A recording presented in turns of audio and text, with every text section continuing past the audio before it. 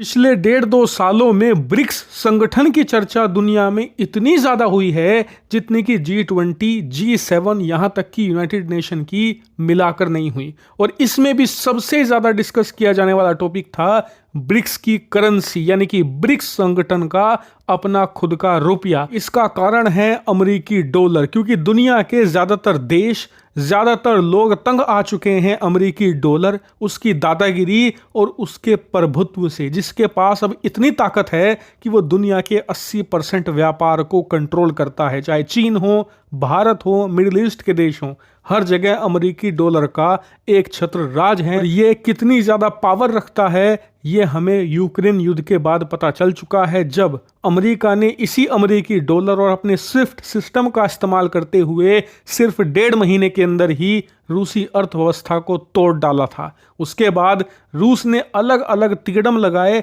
तब जाकर अपनी अर्थव्यवस्था को किसी तरीके से खड़ा किया, और अब भी रूस की अर्थव्यवस्था बुरी तरीके से लड़खड़ाई हुई है। ये है अमेरिकी डॉलर की पावर, और इसे काउंटर किया जा सकता है सिर्फ एक ही तरीके से, या तो दुनिया के देश लोकल करेंसी में, यानी कि खुद की करेंसी में व्यापार करें, जैसे कि भारतीय रुपया, चीन का येन, जापान का युआन, या फिर वो बनाए ब्रिक्स करेंसी, यानी कि ब्रिक्स के जितने भी संगठन वाले देश हैं सब मिलकर एक करेंसी का यहाँ पर निर्माण करें, जिससे कि आपस में व्यापार होगा और अमेरिकी डॉलर का प्रभुत्व जो 80% व्यापार पर है वो किसी तरीके से 30-40 पर लाकर खड़ा किया जाए। इस बार के जो ब्रिक्स समिट हुए हैं इसमें सबसे ज्यादा चर्चा इस बात की थी, चाहे भारत हो या फिर अमेरिका, चाहे चीन हो या फिर दुनिया का कोई भी कोना, कि क्या इस बार के जो समिट हैं इसमें ब्रिक्स करेंसी का मुद्दा उठेगा, और वो बिल्कुल उठा है। लेकिन ब्रिक्स करेंसी के साथ साथ यहां पर आ चुका है ब्रिक्स पेमेंट सिस्टम।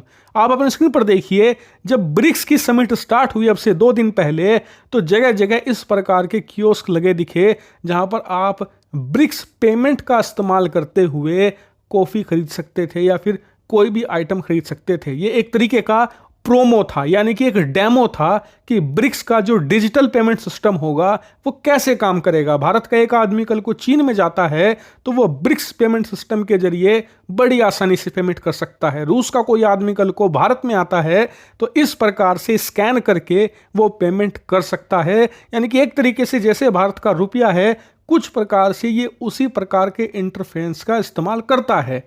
लेकिन ये अभी डेमो फेज में है, लेकिन कुछ समय के बाद ये वास्तविकता बन जाएगा। आने वाला 1-1.5 साल के अंदर आप इसे कॉमनली यूज होते देख सकते हो।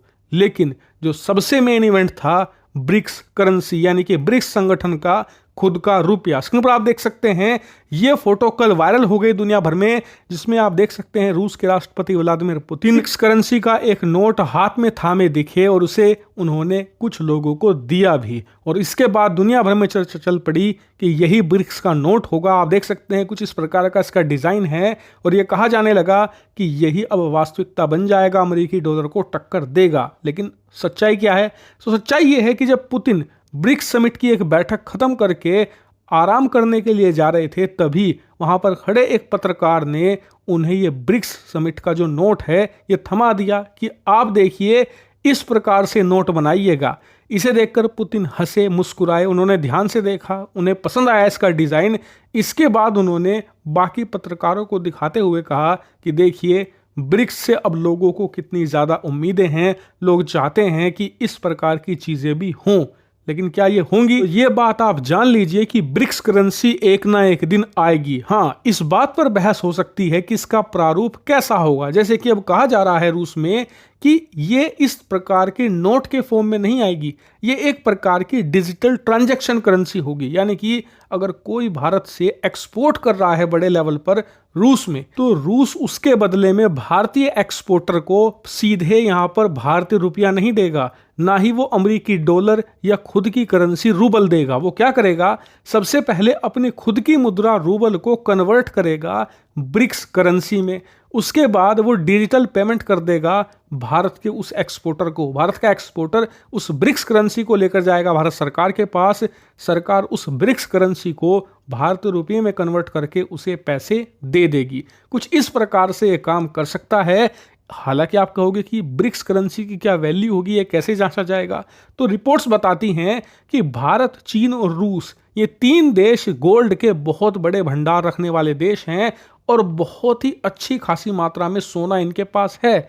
ऐसे में सोने से ये बैक करेंगे ब्रिक्स करेंसी को, जिससे कि ये डॉलर के मुकाबले ज्यादा विश्वसनीय हो जाएगी और डॉलर के मुकाबले ज्यादा स्टेबल भी होगी। इसके अलावा दुनिया का ट्रस्ट भी इस पर ज्यादा होगा, क्योंकि इस ब्रिक्स करेंसी को न तो भारत कंट्रोल कर सकता है, ना चीन, ना ही रूस। ये कंट्रोल किया जाएगा गोल्ड के द्वारा। जो गोल्ड के प्राइस होंगे लगभग वही प्राइस ब्रिक्स करेंसी के होंगे। इसके मुकाबले जो डॉलर है वो किसी चीज से बैक नहीं है, वो सिर्फ और सिर्फ अमेरिकी सरकार की इच्छा पर बैक करता है। सरकार जब चाहे उसके रेट गिरा सकती है या बढ़ा सकती है, इसीलिए इसकी विश्वसनीयता ज़्यादा होगी। लेकिन इसका क्या प्रारूप होगा और क्या इसका फंक्शन होगा, ये हमें आने वाले 3 से लेकर 4 ब्रिक्स समिट में अंदाज़ा हो जाएगा। लेकिन इसका आना लगभग तय आप मानकर चलिए, देर या सवेर।